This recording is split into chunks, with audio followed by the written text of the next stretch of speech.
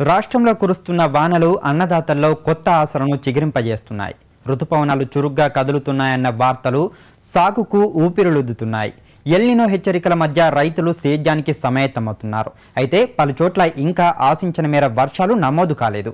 విత్తనాన్ని సమకూర్చుకొని వర్షాల కోసం ఎదురు చూస్తున్నారు. 2-3 రోజుల్లో వానలు కురిస్తే విత్తు వేసేందుకు సమాయత్తమవుతున్నారు. ఆకాశం మేఘావృతమైంది. కొన్ని చోట్ల మంచి వర్షాలే కురుస్తున్నాయి. ఋతుపవనాలు సాగుకు అనుకూలిస్తున్నాయి. కరీంనగర్ జిల్లాలోనూ తేలికపాటి వర్షాలు నమోదవుతున్నాయి.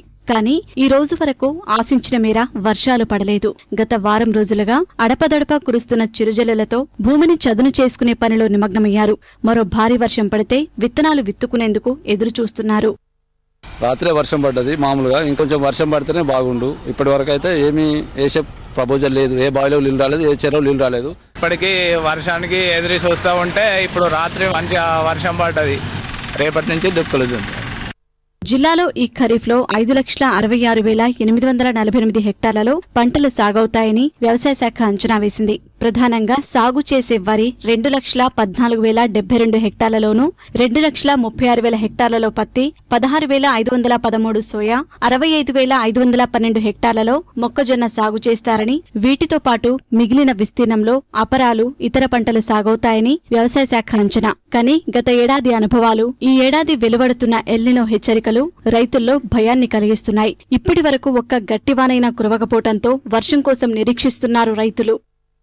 రైతులు ఈ సంవత్సరం మొత్తానికి భూమి మీద పెట్టుబడి ఆధారపడి ఉన్నాము. పోయిన సంవత్సరం కూడా అంతంత మాత్రమే వర్షాలు పడ్డాయి. ఈ సంవత్సరం అయినా అతి త్వరలో మనకు అనుకూలంగా వర్షాలు పడతాయి కావచ్చు అనుకుని విత్తనాలు అన్ని కొనిపెట్టుకున్నాం. ఎరువులు విత్తనాలు కొనిపెట్టుకుని మొత్తం దుక్కులని చేసుకుని ఉన్నాము.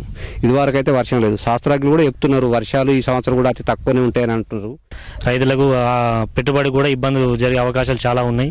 దానికి సంబంధించిన అధికారులు కానీ, దానికి సంబంధించిన బ్యాంక్ మేనేజర్లు కానీ దాని గురించి చొరవ చూపుకొని బ్యాంకులకు రుణమాఫీ రైతులకు రుణమాఫీ జరిగేటట్టు, సెకండ్ రుణమాఫీ జరిగేటట్టు చర్యలు తీసుకోవాలని రైతులందరం కోరుకుంటున్నాం.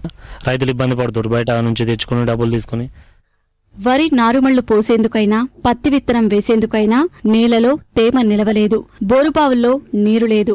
దీంతో దుక్కివానైనా పడే వరకు రైతులు ఎదురు చూడాల్సిన పరిస్థితి. నైరుతి రుతుపవనాలు రాష్ట్రంలో విస్తరించాయన్న వార్తతో రైతులు వాన పడగానే విత్తనం వేయాలన్న తలంపుతో ఉన్నారు. విత్తనాలు వేద్దామంటే ఏం పని లేదు. నారు పోదామంటే బావిలలో నీళ్ళు లేవు. వర్షానికి ఎదురు చూడ అవుతుంది. వర్షాల కొరకే ఎదురు చూస్తున్నాం. బావిల నీళ్ళు కూడా తక్కువ ఉన్నాయి. ఆనల కొరకే ఎదురు చూస్తున్నాం. చుట్టుపక్కల కొడుతున్నాయి. మాకు జగిత్యాల మాత్రం లేదు. వర్షంతో పాటు రుణాల లభ్యత రైతులకు సమస్యగానే ఉంది. ఇప్పటి వరకు రుణాల పంపిణీ మొదలు కాలేదు. 2వ వాయిదా రుణమాఫీ ఊసేలేదు.